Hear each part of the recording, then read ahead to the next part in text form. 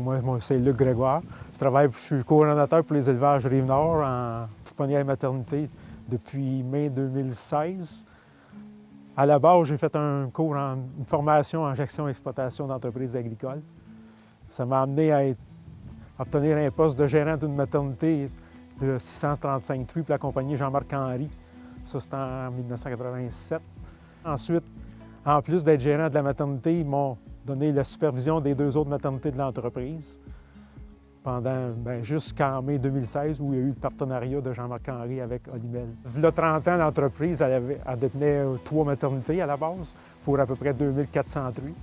On est une entreprise naisseur-finisseur qui produit entre 60 et 65 000 porcs par année sur nos 3 sites de maternité. La quarantaine, c'est nos animaux reproducteurs pour les maternités qui sont entrés ici en pré-production, dans le fond, pour les préparer, pour les rentrer dans le troupeau avec tous les vaccins qu'ils requièrent, et ainsi de suite.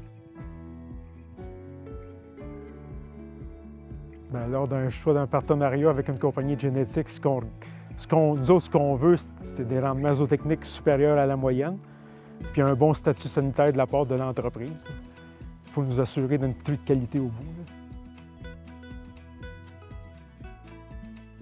Côté rendement zootechnique, du côté maternité, c'est qu'on a augmenté nos nez totaux à la base.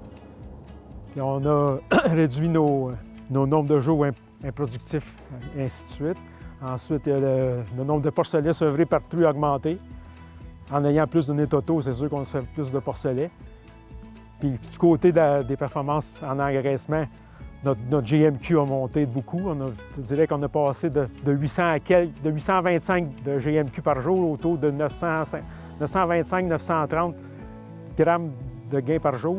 Puis dernièrement, on pogne des lots qui font au-dessus de 1000 grammes, ce qu'on n'a jamais fait avant avec les autres génétiques. On a beaucoup plus d'uniformité sur nos porcs en fin d'engraissement. Pour la compagnie comme telle, c'est quelque chose d'important pour l'abattage, quand on porc soit uniforme. Beaucoup plus facile de faire tes sorties, tes triages sont beaucoup plus faciles à faire, beaucoup moins de perte de temps, une qualité de muscle qui est supérieure, je crois, puis une qualité de viande qui va avec. Là. Ça, je pense que c'est les plus gros changements qu'on a remarqués depuis qu'on utilise cette génétique-là. Je crois par rapport aux autres génétiques, c'est la qualité de ses membres. C'est une truie qui est hyper résistante. Notre taux de réforme, depuis ce temps-là, diminue beaucoup depuis qu'on utilise cette truie-là. Elle a une grande capacité d'ingestion, ce qui fait qu'elle produit beaucoup de lait.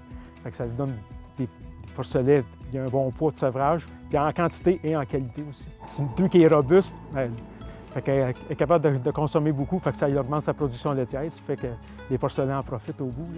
Bien, ce qui distingue la truie alphagène de ce qu'on a eu à date comme génétique, c'est que c'est une truie qui est super autonome quand elle met bas.